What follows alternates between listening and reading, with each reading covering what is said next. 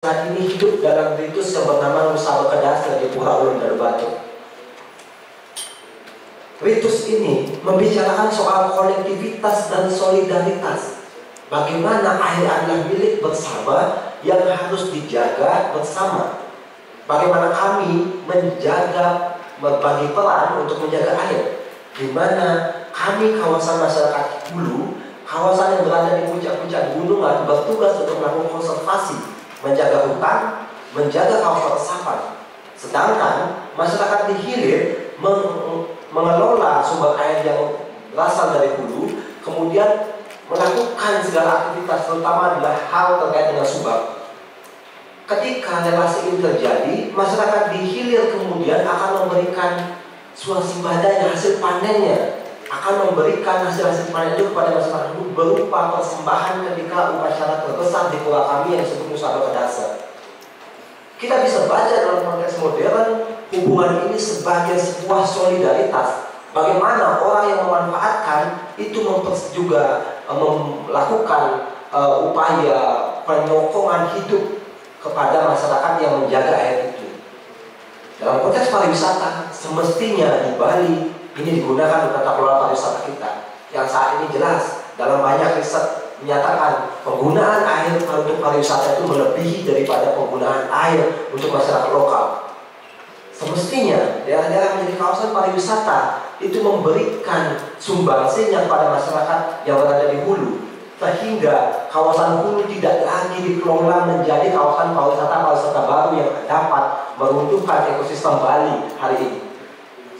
Anda mungkin mengenal Bali sebagai Pulau Seribu Pulau Dewata. Itu adalah wacana-wacana yang lama yang barangkali dalam beberapa tahun ke depan bisa hancur lebur ketika ekosistem ini tidak dijaga.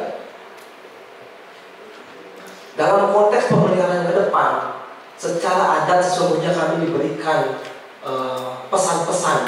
Ada banyak raja-raja Bali kuno dari masa Sri Kesari, Jayapangus, Udayana Warmadewa menyatakan sapata-sapata atau kutukan-kutukan untuk bagi mereka yang merusak kawasan.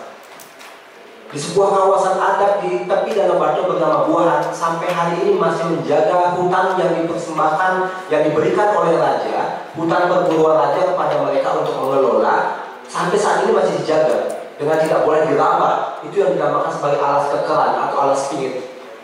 Tidak boleh ada orang sembarangan yang masuk ke kawasan itu, tidak boleh orang yang menebang pohon, tidak boleh ada yang berburu sembarangan tanpa ada tetua adat yang mendampingi. Praktik-praktik ini sekarang diabadikan dalam rangkaian ritus yang juga hidup di kawasan itu. Hanya saja tantangan kami ke depan adalah pariwisata yang memakan, yang kanibal terhadap kearifan itu sendiri. Satu sisi kami dijual bahwa Bali memiliki banyak kearifan, banyak keindahan, dijual kepada masyarakat dunia. Tapi satu sisi keindahan yang dinarasikan itu adalah untuk hancurkan pulau-pulau kami. Maka daripada itu, menurut forum yang terhormat ini, saya mendorong selaku representasi masyarakat adat, masyarakat agama di kawasan hulu, mari kita jaga Bali, mari kita jaga dunia, mari kita jaga air kita. Solidaritas dan konektivitas terhadap air penting untuk dilakukan hari ini. Sebelum kita kehabisan air, maka mungkin hanya tinggal mata air, dan ketika mata air tidak ada, ketika mata air mengering, hanya air mata yang akan dapat kita timba ke depan.